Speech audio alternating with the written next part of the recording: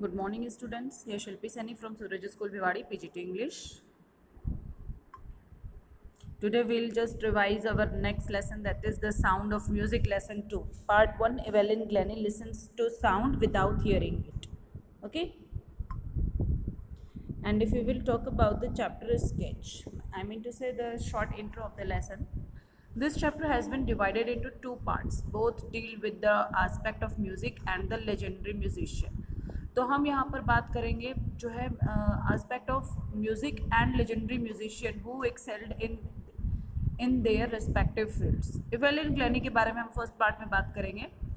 वो डेफ थी, she was def, लेकिन फिर भी ऊंचाइयों तक पहुंचती है वो, ठीक है, और जो है बहुत ही ऊंचाइयों तक पहुंचती है डेफ होने के बावजूद भी.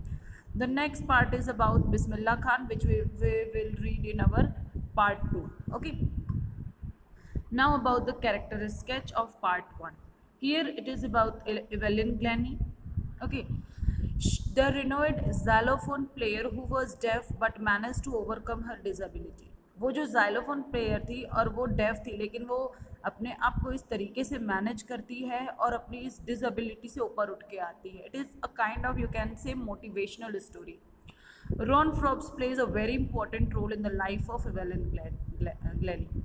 एवेलिन ग्लैनी की लाइफ में रॉन फ्रॉब्स बहुत ही अच्छा रोल प्ले करते हैं. वो एक प्रिकॉशनिस्ट थे जो कि एवेलिन ग्लैनी के पोटेंशियल को स्पॉट करते हैं, समझते हैं और उसको मोटिवेट करते हैं, ठीक है, और उसको आगे बढ़ाते हैं. Now we will go through the summary here. This is written by Deborah Cowley. Okay, now Evelyn lost her hearing at a young age, you can say 17 years old. Evelyn was going to Royal Academy of Music in London.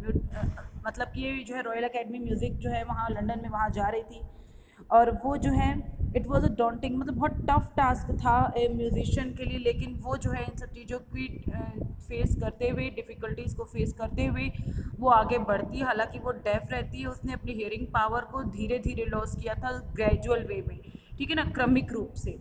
And वो उसने, it was first notice when she was 8 year old थी, तब पहली बार notice किया. By 11 she was completely deaf due to nerve damage. जब वो 11 years की हुई तब जो है वो कम्प्लीटली डेफ हो चुकी थी नर्व डैमेज की वजह से. Clear class? Now Evelyn did not give up hope. अब क्या था कि वो डिटरमाइंड थी एक नॉर्मल लाइफ जीने के लिए, और अपने मतलब जो भी उसका इंटरेस्ट था म्यूज़िक में, ठीक है, उसको आगे बढ़ाना चाहती थी. One day she noticed a girl playing a xylophone and decided that she wanted to play it to.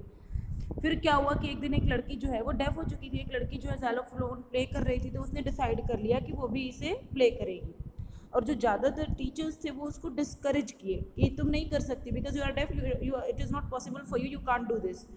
तो इस कंडीशन में क्या होता है, एक आते हैं प्रिकॉशनिस्ट रॉन फ्रॉब्स, जो कि बहुत ही मतलब कि अच्छा रोल प्ले करते हैं उसकी लाइफ में, उसको सिखाते हैं, उसको इम्प्रूव करते हैं, उसको इनकरेज करते हैं. और फिर उसने शुरुआत कैसे की, 2 ड्रम्स, ओके, और उसमें डिफरेंट नोट्स जो है प्रोड्यूस किए, और ताकि इवेलिन जो है उनको अलग अलग तरीके से फील कर सके, और उसको इंस्पायर करते हैं जैसे feel it with your other body parts, not with your ears. अपने कानों से नहीं, अपने बाकी के बॉडी पार्ट से आप सुनने की और महसूस करने की कोशिश करो. Evelyn never looked back. फिर उसके बाद क्या होता है कि एवेलिन जब उसको रॉन फ्रॉब्स से मोटिवेशन और इनकरेजमेंट मिलता है तो वो कभी पीछे मुड़ के नहीं देखती है. और फिर उसके बाद जो बाकी चीज़ें थी वो डिटर्मिनेशन और हार्ड वर्क था जो कि उसे करना था. और फिर उसके बाद she toured the United Kingdom with a youth orchestra, and by the time she was 16 she had decided to make music her life. And then do you know what happened? वो क्या टूर जाती है United kingdom में और youth orchestra में participate करती है. 16 years की थी जब उसने डिसाइड किया था कि म्यूज़िक, जब वो 16 ईयर्स की थी, ठीक है, तो वहाँ जाती है और म्यूज़िक को उसने अपनी लाइफ जो है डिसाइड कर रखी थी. She auditioned for the Royal Academy of Music and scored one of the highest marks in the history of the academy. Royal academy of music में उसने ऑडिशन दिया और सबसे ज़्यादा मार्क्स हासिल किए. और वो फिर धीरे धीरे आर्केस्ट्रा वर्क से, आर्केस्ट्रल वर्क में क्या होता है, ग्रुप वर्क होता है ये, तो वहाँ से धीरे धीरे ये मूव करती हुई सोलो परफॉर्मेंस की तरफ बढ़ गई. और अंत में at the end of the her 3 years course she had captured most of the top awards. और फिर उसके बाद उसने ज़्यादातर टॉप अवार्ड्स भी कैप्चर किए. जब उसका मतलब कि टाइम लगभग ओवर हो गया तो उसने काफ़ी सारे अपने जो भी काम किए उसके लास्ट में 3 years की एंड ऑफ द 3 years के लास्ट में उसने काफ़ी सारे अवार्ड भी हासिल किए. Evelyn senses music. Now the most important thing is when she is deaf, then how is it possible to sense the music? She explains that. तो वो इस पर क्या कहती है कि music pores through every part of her body. उसके body के हर पार्ट में म्यूजिक महसूस होता है. It tingles in the skin, cheekbones and even in the hair, in her hair. तो यानी कि वो उसके स्किन पे, चेक बोन्स पे और हेयर पे हर जगह महसूस होता है. When she plays the xylophone she can sense the sound passing up the stick into the finger tips. फिर कहते हैं कि जब वो जो है xylophone प्ले करती थी, ठीक है ना, तो वो उसके जो वाइब्रेशन है साउंड का वो अपने फिंगर टिप्स पे महसूस करती थी. और जब ड्रम प्ले करती थी तो जब ड्रम के ऊपर वो झुक के प्ले करती थी तो उसका जो रेजोनेंस है, जो उसका वाइब्रेशन है, रेजोनेंस, ठीक है, वो उसको महसूस करती थी, अपनी बॉडी में महसूस करती थी.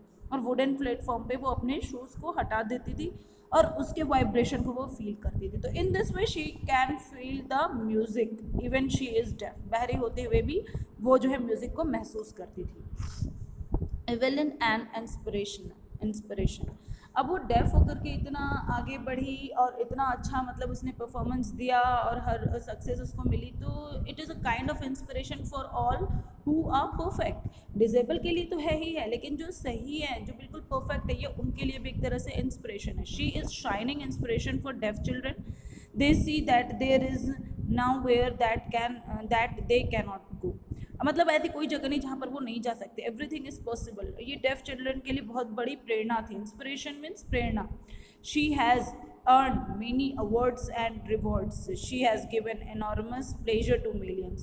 उसको काफ़ी सारे अवार्ड मिलते और काफ़ी सारी चीज़ें मिलती, ठीक है, और उसको काफ़ी सारा मतलब कि मिलियंस मतलब काफ़ी सारा उसको प्लेजर मिलता जब वो ऐसे काम करती, ठीक है. She has given enormous pleasure to millions. और उसके इस तरीके की परफॉर्मेंस से बहुतों को काफ़ी ज़्यादा इंस्पिरेशन, प्लेजर, खुशी मिलती. Clear? Now this is your lesson. Okay class, if you have any doubt then we will discuss it in our live class. Okay, thank you, have a nice day.